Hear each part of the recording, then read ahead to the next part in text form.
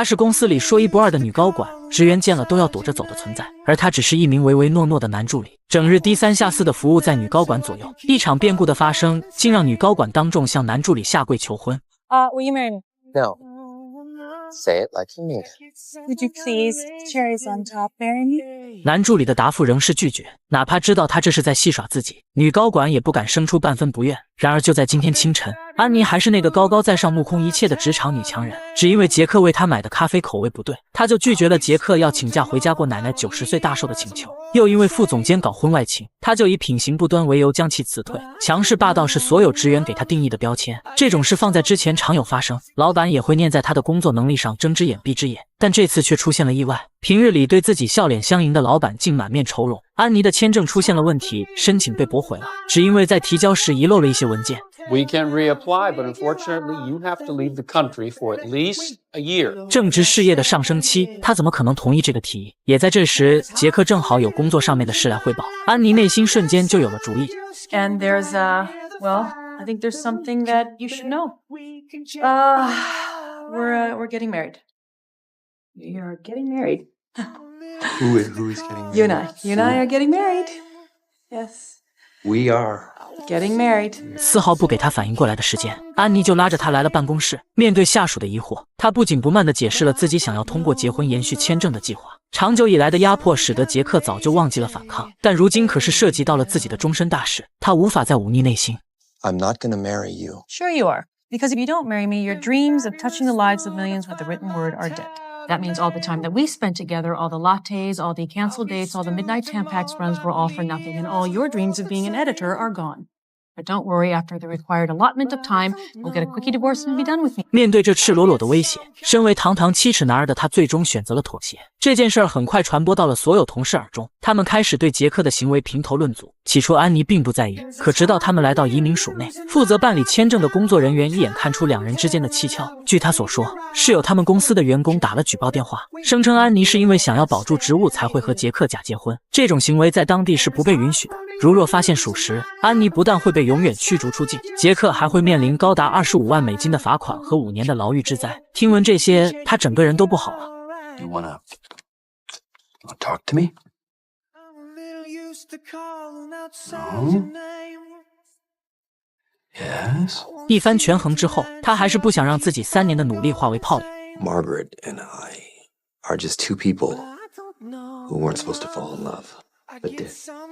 装出一副痛心的样子说道，因为公司不被允许办公室恋情，所以他们才一直没有公开。同事之所以举报，也是因为安妮平日里太过跋扈高傲，那纯属是报复行为。男人半信半疑地问了几个关于对方的问题，毕竟在一起相处了3年之久，他们都对答如流。事情到了这里还远远没有就此结束，2周内他们还会再进行一次调查和面谈。那时两人将分到不同的房间去写一份关于夫妻之间事情的答卷，并且还会问询他们的亲戚朋友和通话短信来往。刚刚走出移民署大门，杰克就开始有些懊悔，这3年来的助理生活让他成为了这个世界上最了解安妮的人。但也正是因为太过了解她，所以他比谁都清楚安妮面对自己的事情根本就不会上心，自始至终一直在与客户发送短信就是最好的证明。他想让这位上司认真些面对接下来的调查，毕竟那涉及到了2人的前途。可他的注意力仍在手机上，一怒之下杰克转身离去。 Andrew, fine.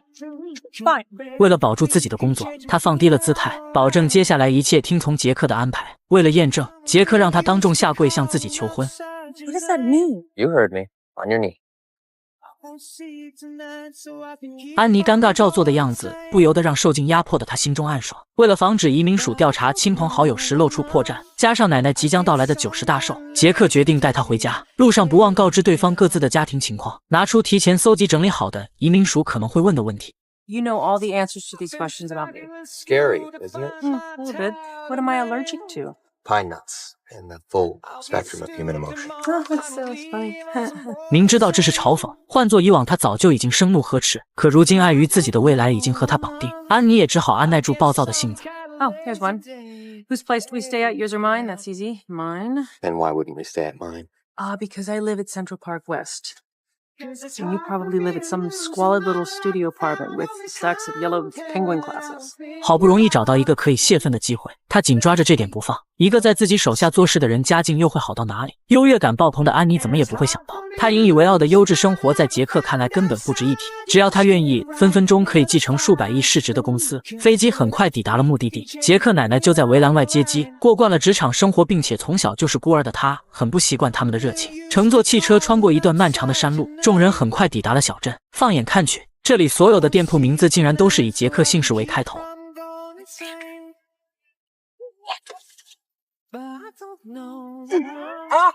Please don't do that. Didn't tell me about all the family businesses, honey. He was probably just being modest, dear. 然而这只是冰山一角，更让安妮震惊的还在后面。陆路过后，几人又上了一艘小船。他此刻脑中有无数的疑惑与不解，他们这是要做什么？真的是回家吗？直到一座雄伟壮阔的建筑出现在他的视野，这整座岛屿都是杰克家族的财产。Why did you tell me you were poor? I never said I was poor. But you never told me you were rich. I'm not rich. My parents are rich. Okay, you know what? That's something only rich people say. 不等他解释，迎面就走来几人，他们都是杰克的亲戚。原来，在得知孙子要带未婚妻回家后，奶奶就邀请了50位家族成员来庆祝。Party? Yeah, I guess so. Come on, let's go. My grandma's moving fast soon. Why didn't you tell me you were some kind of Alaskan Kennedy man? How could I? We were in the middle of talking about you for the last 3 years. 两人一路斗嘴，安妮发觉这样下去不是办法，他们必须表现得恩爱些，不然等移民署的人来调查时肯定会穿帮。杰克也觉得在理，于是当着所有人的面宣布了自己和安妮订婚的消息。或许是为了证明，又或者只是单纯的想要占些便宜，他竟不顾安妮反抗吻上了她。分开后，两人都对刚才的感觉有些诧异，因为跟家里时有联系，父亲很清楚杰克对这位女上司的成见。What the hell, Andrew?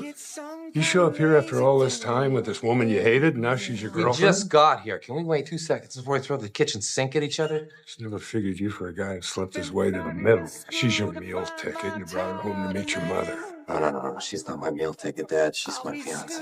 仅仅几句话就可以听出，他们父子的关系并不怎么和谐。杰克更加不会告诉他真相。很快来到了安妮最担心的环节，看到里面只有一张精致的小床，他先是一番赞美之词，而后迟疑地问母亲和奶奶：“杰克晚上住在哪里？” Sweetie, we're not under any illusions that you two don't sleep in the same bed, so he'll sleep in here with you.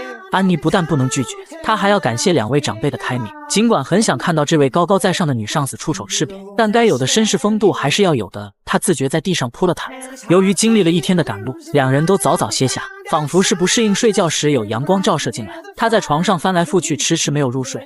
Looks like I won't be getting much sleep with the sun streaming in. Thank you. 一夜无话，安妮清晨被客户的一个电话吵醒。由于屋内没有信号，她匆忙穿上衣服来了外面。而紧跟其后的是奶奶养的一条小狗，她不停对着安妮狂吠，动静引起了不远处一只老鹰的注意。令人瞠目结舌的一幕出现了，只见老鹰抓起小狗就上了高空，他奋力将手机投掷出去，成功转移了注意力。小狗是被救下了，可安妮的手机却是遭了殃。No. Take the doggy. Look at the doggy. I need that phone. Take the dog. 这一幕被奶奶和母亲看在眼中，顿时就给她打上了热爱小动物的标签。Hey guys, you seem She's playing with Kevin. We thought she didn't like it. 杰克也没有想到自己的上司竟还有这么可爱的一面，说了整件事的前因后果。老鹰抓狗这么骇人听闻的事情，显然很难让人去相信。You drunk? What? No, I'm serious. He's got my phone and Frank's calling me on that phone. 答应明天自己会去镇上为他买个新的手机，安妮这才作罢。知道此时他们正在被奶奶和母亲盯着看，不顾他的反抗和诧异，杰克再次占了便宜。一晚上的反思，父亲对昨天自己的言行做了道歉，他希望杰克能够原谅他，并辞去美国的工作回来继承家族产业。 And when are you gonna start taking what I do seriously? 原来杰克之所以放着市值几百亿的公司不去继承，就是想要证明父亲的决定和想法不一定全部都是对的。前半生的他生活在父亲的掌控之下，如今有了脱离的机会，他想通过除继承财产以外的其他方法来获得别人的认可。这种举动在父亲看来完全就是多此一举，浪费了时间不说，就连他是否能在外面出人头地还是个未知数。两人就此事争执了整整3年，一直没能分出对错，这次当然也不例外。中午外出购物回来的3人看到杰克在凿着什么东西，母亲愤怒地找到丈夫。身为人母，她最清楚儿子的心思。 Why is Andrew out there hollowing out that old stupid canoe again? 知道接下来的话涉及家事，安妮懂事的告别离去。不过对杰克的好奇还是让他很快顿住了脚步。What did you do? didn't do anything. I mean, I just had a frank conversation with him about his future. He is my son. I only get to see him every 3 years because of you. You are going to fix this show. I mean it. Fix it now. 因为是戴着耳机返回的杰克，全然没有注意到浴室里有人，一个坦诚相见的乌龙事件也就此上演。Oh my God! Why are you wet? Don't look at me. 因为在同一个屋檐下生活，这种必要的小插曲还是不可避免的发生了。直到晚上，两人都还在为白天的误会耿耿于怀。想起自己今天听到的杰克父母的谈话，他没能忍住好奇询问 So, what's the deal with you and your father? Oh, I'm sorry. That question is not in the binder. Oh, really? Well, I thought you were the one that said we needed to learn all this. Not about that, I didn't. I think I asked. Not about that, Margaret. Good night. 静谧持续了许久，还是安妮率先打破沉默，说起自己的一段感情经历。她被前任甩掉后的那一晚，哭干了所有眼泪。她并不是没有感情的职场机器，而是担心再次遇人不淑，投身工作会让她忘却外界的一切，这里面就包括了爱情与亲情。不喜欢花朵，因为那会让她想起在她6岁时父母的丧礼。从小就不喜欢打电动，因为她的位置总会被男孩子抢，自己如果抢回来就会被对方的父母教训。杰克就这样在旁听着，时不时开个玩笑，用以转移她悲伤的情绪。这一晚上的交心畅谈，使得彼此心与心的距离愈发靠近。安妮定了闹钟，醒在杰克之前，整理了乱糟糟的头发和面部仪容，只为杰克醒来后看到的是一个漂亮的自己。至于安妮为什么会忽然在意起他的眼光和看法，他自己也说不清楚。或许是因为昨晚的交谈让他动了芳心，又或者只是在单纯的维护自己高冷女强人的形象，没有得到杰克醒来后的赞美。门外就响起敲门声。呼叫失败后，他用了暴力唤醒法，得知母亲在外面，杰克匆忙收拾了自己的地铺，来到床上，摆出一副与安妮很是恩爱的样子。Oh my God! I'm sorry. It's morning. What do you mean it's morning? Are you okay? 两人摆好姿势，喊了外面的人进来。父亲在被母亲一番训斥后，决定低下头来，不再要求杰克留在岛上，让不到你们两个在岛上结婚生子，未来他就可以让孙子继承家产，而结婚的时间就定在明天奶奶的寿宴上。杰克和安妮都想要拒绝，毕竟结婚恩爱都可以假装，生孩子哪里还能是假的？刚想要开口，就听90岁的奶奶说道 You'll do it before I'm dead? Okay, okay, fine. 得到答复后，奶奶和父母就去准备婚礼前的工作了，这让还在床上的两人苦恼不已，想了各种各样在之后离婚的理由。很快杰克发觉哪里怪怪的，安妮也停下了手中安慰的动作。为了遵循他们家族的传统，安妮被奶奶拉来了大山里跳舞，知道逃避不了，她只好生涩地跟着奶奶扭动四肢，伴随着动作愈发熟练，安妮竟无师自通地创作了几个奶奶从未见过的新舞姿。两人开心地互动了许久，直到杰克出现才将这欢快的氛围打断。Oh, your Gammy wanted me to, chant from the heart. Your phone arrived. I'm gonna go to town and pick it up. You wanna come? Oh, yes, I want to go. Oh, hold on. Is it okay if I go with him? Whatever you do is what shall be. But you're okay if I go? Bye, Gammy.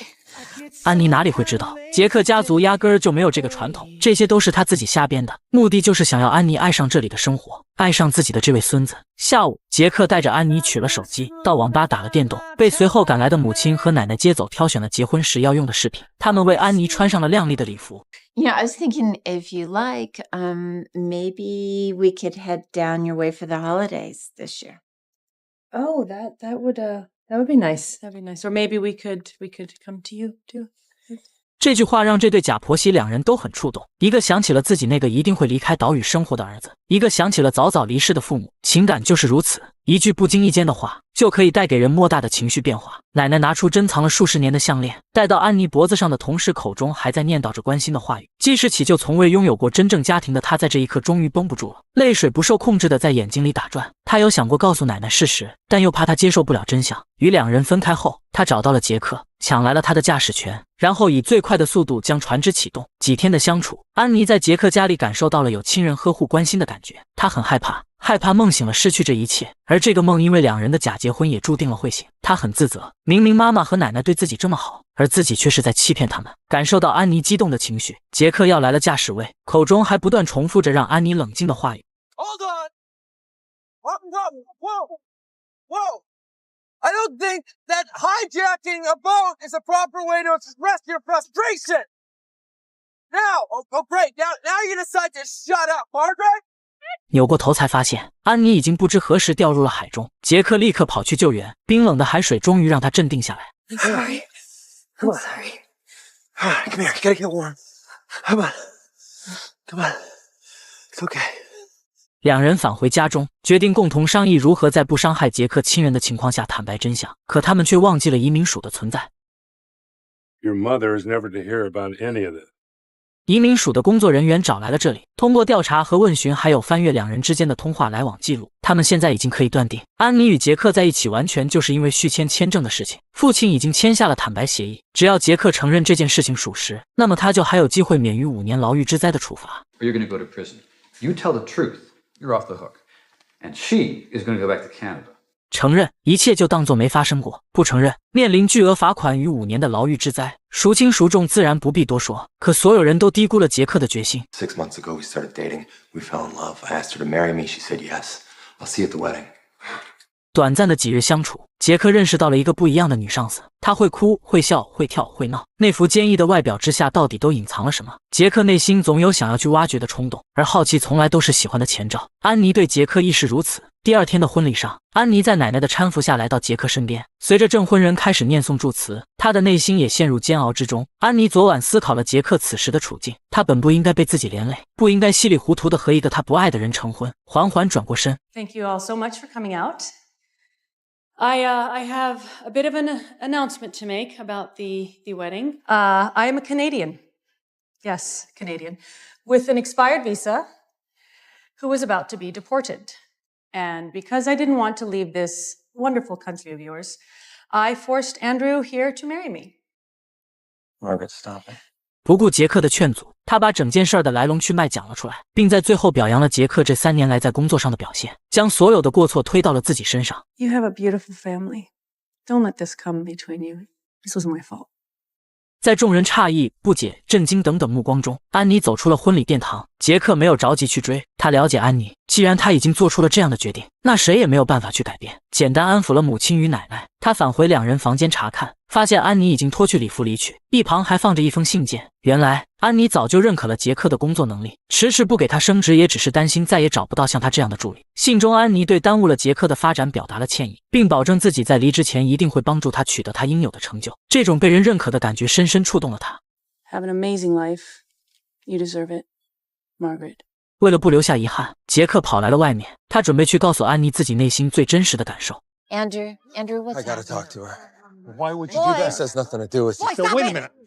I'm not going to let you do this. I mean it. I'm not asking your permission. 眼看着父子两人争执不休，奶奶眼睛一翻，直接晕了过去。很快，岛屿旁边出现了要赶往镇上医院的直升机，只是飞机刚刚起飞，奶奶就醒了过来。她一副大限将至的样子，对儿子说道：“不要再和杰克吵架了，你们本是父子，有什么事情是过不去的？以后你不要干涉他的生活了。”父亲眼含泪水的点头答应。奶奶见状，调皮的摘去面罩，表示自己听到他们父子和好这个好消息后心情大好，并也跟着好了。No need to take us to the hospital. Take us to the airport, please. 原来这只是他为了孙子追求爱情演的一场戏。尽管他们已经用最快的速度抵达了机场，但还是没能赶上安妮乘坐的飞机。What's wrong? Margaret's on that plane. And he didn't get to tell her Tell her what? That he loves her. so she could tell him that she loves him too.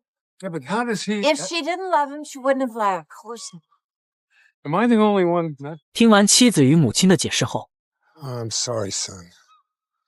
I didn't know how you felt about her.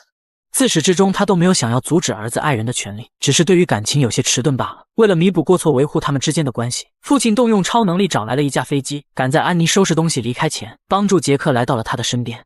Andrew, why are you panting? Because I've been running. Really, from Alaska? I need to talk to you. Yeah, well, I don't have time to talk. I need to catch a 5:45 to Toronto. Margaret. So I need the boxes to go out today. I want to make sure everything is safe. Margaret, stop talking. 这番举动让安妮身躯一震，她看向看热闹的员工，所有人都埋下头去继续工作。 3 days ago, I loathed you. I used to dream about you getting hit by a cab or poisoned. Oh, that's nice. Yeah, I told you to stop talking. Then we had our little adventure up in Alaska, and things started to change.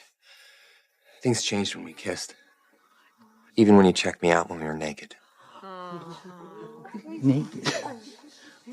Well, I didn't see anything. Yeah, you did. But I didn't realize any of this until I was standing alone, wifeless. Now, you can imagine my disappointment when it suddenly dawned on me that the woman I love is about to be kicked out of the country. So, Margaret, marry me. 互相凝视许久，所有女同事都投来八卦的眼神。安妮泪水不停在眼眶里打转。Trust me. Y'all really want to be with me? Yes, I do. See, the thing is, there's a reason why I've been alone all this time. I'm comfortable that way. And I think it would just be a lot easier if we forgot everything that happened and I just left. You're right. That would be easier. I'm scared. Me too. 虽然杰克嘴上选择了简单一点的方法，但却用行动告诉了安妮自己最后的决定。拥吻许久后分开。Are you supposed to get down on your knee or something? I'm gonna take that as a yes. 真正的相爱结婚后，安妮自然不会再受到移民署遣送回国的处罚。荒谬的交易中是达成了一段诚挚的爱情。电影至此结束。